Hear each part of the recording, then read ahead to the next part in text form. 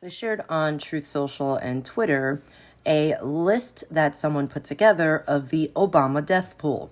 And it details a very long list of deaths that are potentially related to the Obama White House.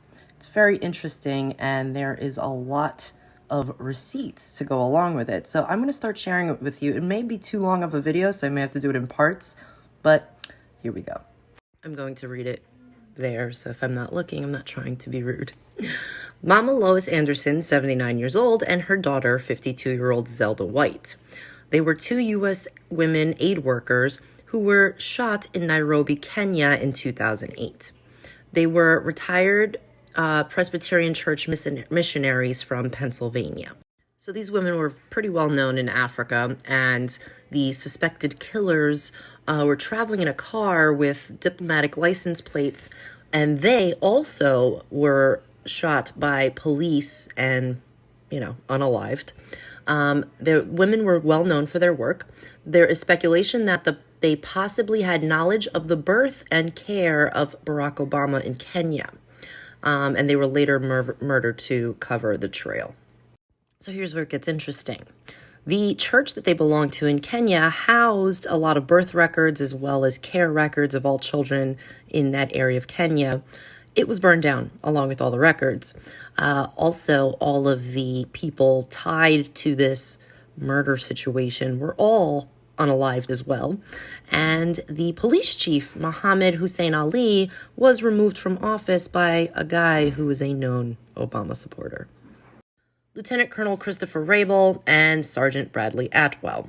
So 3 days after the siege on the consulate in Benghazi, which is a whole nother situation, the Taliban waged an intricately coordinated brutal attack on Camp Bastion in Afghanistan.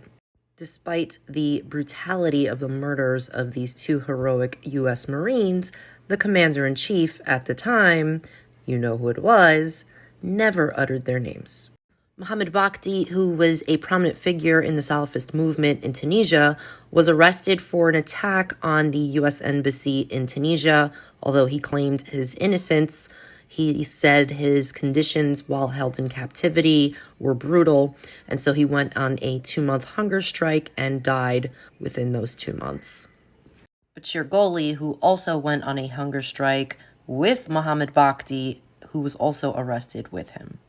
Jeff Joe Black, who was an activist in Chicago, publicly stated that Rahm Emanuel was a former Mossad agent who was also in the White House and left the White House to become mayor of Chicago.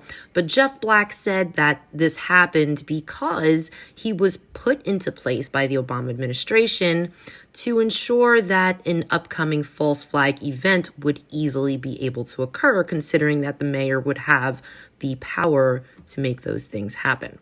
So after that claim, he went into hiding and was found unalived on a hiking trail with blunt force trauma to the head.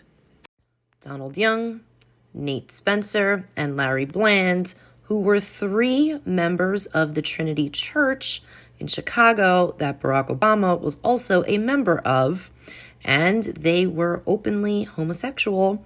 And this is where the term, I believe, Down Low came from, because they had a group called Down Low where the pastor of the church allowed them to, continue to be homosexual, but he encouraged them to have home lives that were separate, where they had, wives and children. All 3 deaths were mysterious. They all happened within days of each other, and they all supposedly knew about Obama's sexual preferences.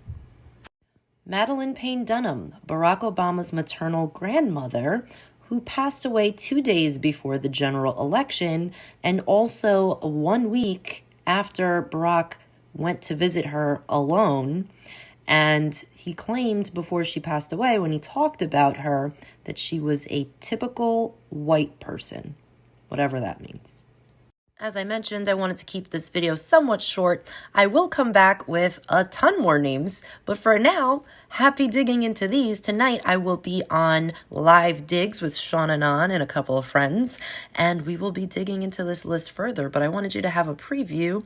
And until next time, thanks for listening.